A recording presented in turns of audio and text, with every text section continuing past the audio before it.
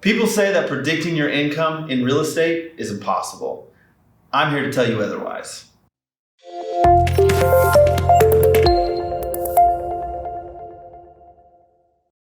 Hi, I'm Keith Anderson, team owner of the KP Elite Real Estate Company here based in Phoenix, Arizona. I'm bringing you an awesome topic today, and that's predictable income. In real estate, it is incredibly difficult to determine your income. Why, you ask? Because we are a full commission-based job. It's almost impossible to predict your income, right?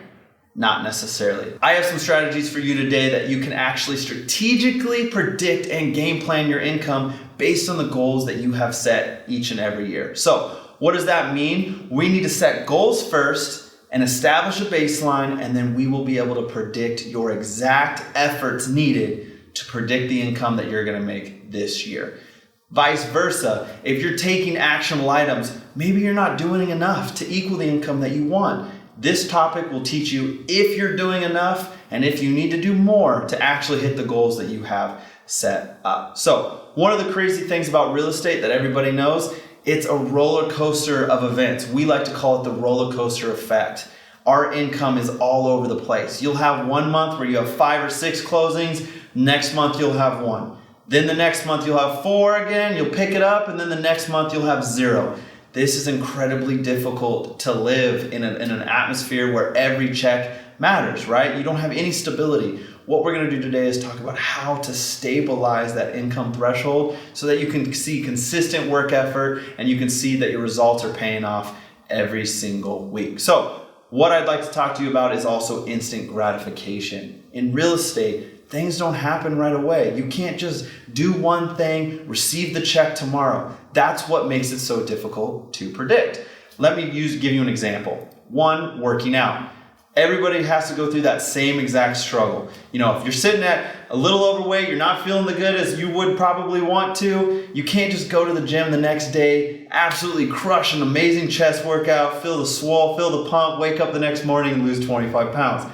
Doesn't work that way. That might be our desire, that might be our goal, but we know it takes consistent daily effort to equal results down the road. It's the exact same in your real estate business. The results and the actions are separate from each other. You have to take actionable steps today to equal the results of tomorrow.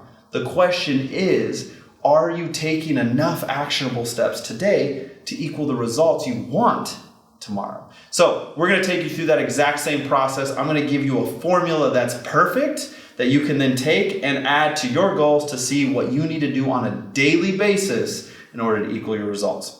So number 1, we want to flip everything on its top. We actually start with your goal and you work your way back. So the threshold we're going to start with today is how many closings you want to have per month. From there, we can track it all the way back.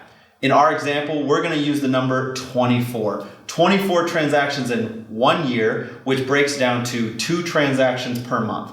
To obtain something like that, that's not an extreme amount of work, but it's going to be known how much actionable steps you need to take in order to generate those 2 closings a month. That's 2 checks a month consistently every month to give you that average. All right, so let's start with 2. What you need to do from 2 closings a month is you need to find out how many contracts you have to put in. The industry average for our team and a lot of teams is a 15% cancellation rate. So what we need to do is we need to take those 2 closings and we need to divide by 85%. That's going to generate 2.5. So that means that we need to have 2.5 contracts put into escrow each month in order to generate 2 closings in the following month after. That's going to give us the results we need. Now, the next question on that same schedule is how many clients do we need in order to generate 2.5 contracts per month?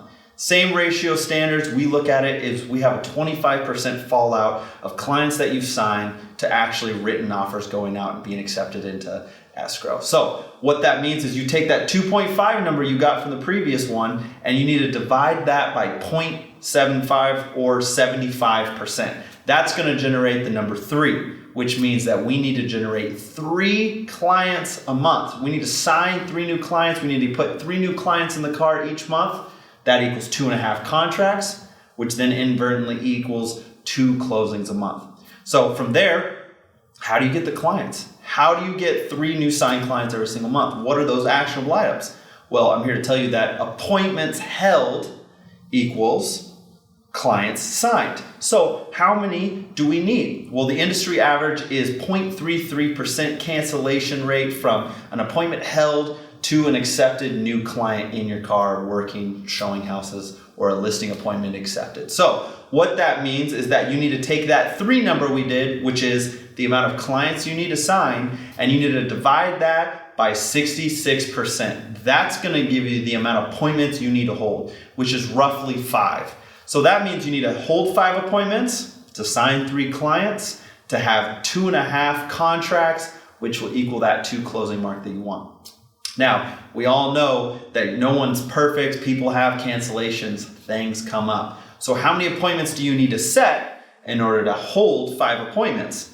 The answer is, again, a 33% cancellation rate is very common. So we're going to take the same number, that 5, we're going to divide it by 66% again, and it's going to give you 7. So your target every single month is to set 7 new appointments each and every month. When you do that, that will equal those 2 closings a month. What's key to remember is the action that you take today doesn't happen tomorrow, literally. What I mean by that is the actions you take today is actually a 60-day window for the most part. So if you're here and it is December, then you're not going to see any of results from those appointments you're setting this month till probably February. That appointment process goes in, you got to get them in the car, you got to put them in escrow, and then it becomes a client and a contract in February and March. That's our timeline window. That's why instant gratification doesn't exist in real estate. So let's take it one step beyond appointment set. Let's take it to how many actual real estate conversations you need to have daily in order to equal 7 appointments being set. Super easy math on it. On average, it takes 20 real estate conversations in order to equal 1 appointment set. So let's take that number 7, let's multiply it by 20. That will equal 140 real estate conversations. We need to have 140 conversations each month to generate those 7 appointments set.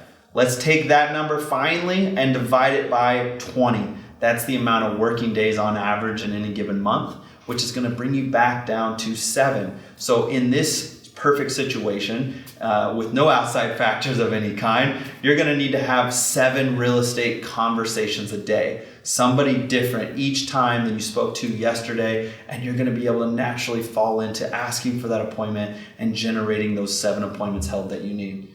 Real estate's crazy. It can be tough, it can be difficult, but it can be consistent. And it can be predictable as long as you're following those same standards. So I highly encourage you to put this equation into your goals this year, set up your goals, put it into place so that each and every month you know that your actionable items are equaling the results for tomorrow. Thanks guys, see you next time.